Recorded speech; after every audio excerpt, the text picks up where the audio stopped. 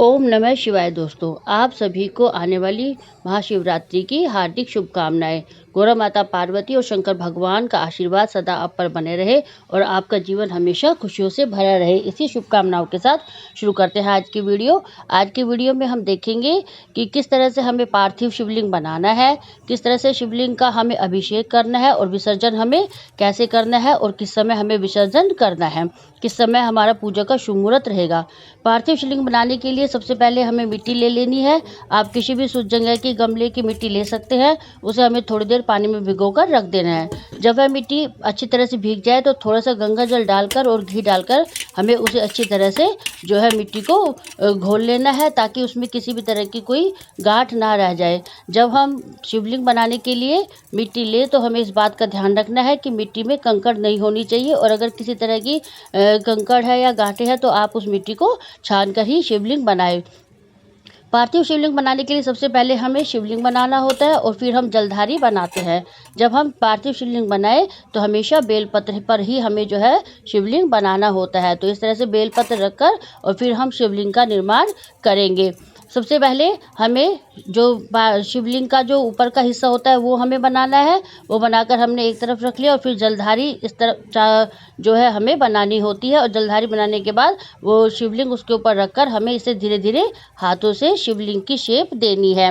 Main ये बात यह होती है कि जो शेप है वो किसी की थोड़ी ज़्यादा कोई अच्छा बना सकता है शिवलिंग, और किसी की शेप इतनी अच्छी नहीं आती, लेकिन ये मन के भाव हमारे अच्छे होने चाहिए और हमें ऐसी जो आकृति है शिवलिंग के आकार की वो हमारी बनकर वो ऐसे लगे कि हाँ यह शिवलिंग है। तो इस तरह धीरे धीरे हाथों से शेप देते हुए हमें शिवलिंग बना लेना है। बस हमें इस चीज़ का ध्यान रखना है कि जो हम शिवलिंग बनाए उसमें किसी तरह की दरार नहीं होनी चाहिए। धीरे धीरे पानी से उन दरारों को हमें भरकर बिल्कुल प्लेन और शिवलिंग वो बनाना है हमें।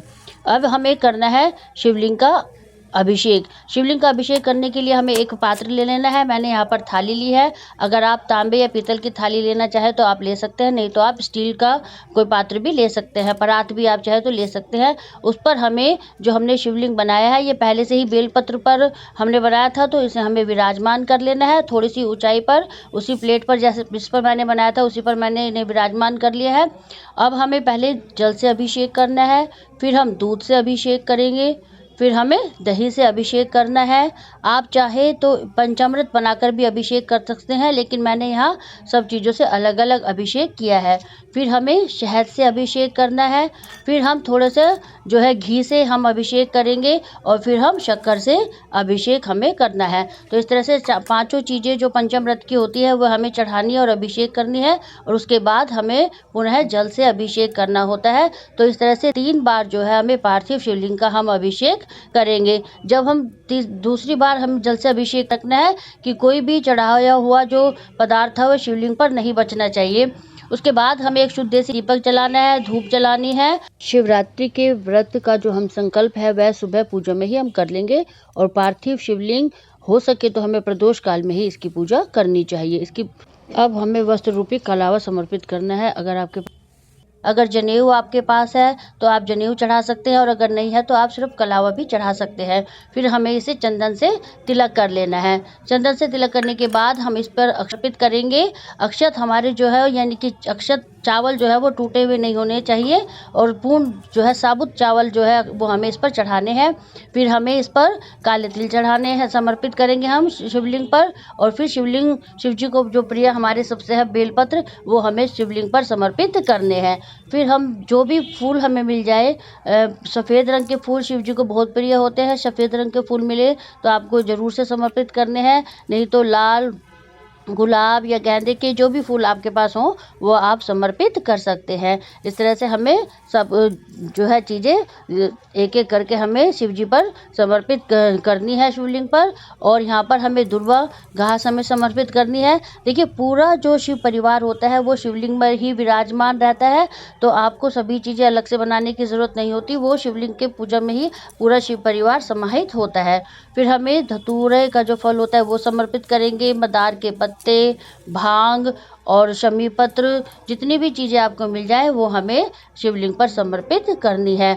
भोग स्वरूप हमें बेर चढ़ाने हैं। महाशिवरात्रि पर बेर का बहुत अधिक महत्व होता है, और कोई अगर और ऋतुफल है तो आप वो भी चढ़ा सकते हैं। मिठाई के रूप में आपको सफ़ेद कोई मिठाई हो तो वो चढ़ाएंगे, नहीं तो बताशे का भोग, नहीं तो चीनी का भोग भी आप लगा सकते हैं। फिर हमें दक्षिणा जरूर से समर्पित करनी है, क्योंकि दक्षिणा पूजा में रही कमियों को पूरा करती है। अगर हमें कोई कहानी सुननी है तो हम वो सुनेंगे, शिव चालीसा पढ़ना है तो शिव चालीसा पढ़ेंगे, और लगातार ओम नमः शिवाय मंत्र का हमें जाप करते रहना है। फिर हमें प्रेम पूर्वक आरती कर लेनी है। आप चाहे तो अलग से कपूर से भी आरती कर सकते हैं, नहीं तो जो दीपक आपने प्रज्वलित किया इससे हम आरती कर लेंगे। पहले हम गणेश जी की आरती करेंगे, फिर हमें शंकर भगवान की ओम जय शिव ओमकारा स्वामी हरि शिव ओमकारा ब्रह्मा विष्णु सदाशिव अर्धांगी धारा आरती इस तरह से हमें कर लेनी है। और आप कोई और आरती करना चाहे तो वो भी कर सकते हैं। फिर अगर हमें 4 पहर की पूजा करनी है तो हमें शिवलिंग को रात भर ऐसे ही रखना है और अगले दिन हमें इसका विसर्जन करना है। लेकिन अगर आपको सिर्फ सुबह या शाम की ही पूजा करनी है, देखिए जब हम सुबह आप चाहे तो पार्थिव शिवलिंग की पूजा कर सकते हैं, परंतु जो शिवलिंग जो हम ये बनाते हैं पार्थिव शिवलिंग, इसका जो पूजन है वह प्रदोष काल में बहुत अधिक इसका महत्व बताया गया है। तो जब आप पार्थिव शिवलिंग से पूजा करें तो आपको प्रदोष काल यानी कि शाम के समय ही यह पूजा करनी चाहिए। अब हम देख लेंगे कि हमें इसका विसर्जन कैसे करना है। जब हम प्रदोष काल में पार्थिव शिवलिंग का पूजन कर ले तो और हमारा दीपक जो है शांत हो जाए, उसके 2-3 घंटे के बाद हम इस पार्थिव शिवलिंग का विसर्जन कर सकते हैं। घर पर ही पार्थिव शिवलिंग का विसर्जन करने के लिए हमें जो ये दीपक शांत हुआ है इसे हमें अलग से उठाकर रख लेना है। जो भी भोग प्रसाद हमने चढ़ाया है उसे हम सबको बांट देंगे, जो भी हमने भोग प्रसाद ये पूजा में चढ़ाया है। फिर हमें पार्थिव शिवलिंग का घर पर ही विसर्जन करने के लिए कोई भी एक पात्र ले लेना है। मैंने यहाँ भिगोना लिया है, इसमें हम शुद्ध जल से इसे हम भर लेंगे। थोड़ा सा जितना जल में हमारे शिवलिंग जो है विसर्जित हो जाए इतने ही जल में इसमें हमें भर लेना है। फिर जो पार्थिव शिवलिंग बनाया था इसे हम जो है इस जल में विसर्जित कर देंगे। मिट्टी के शिवलिंग है ये थोड़ी देर में ही जो है वो इस पानी में घुल जाएंगे। आप चाहें तो जो ये जनेऊ है इसे आप निकाल कर रख सकते हैं और जब भी आप मंदिर जाए इसे सुखा लें और वहाँ मंदिर में आप इसे चढ़ा सकते हैं।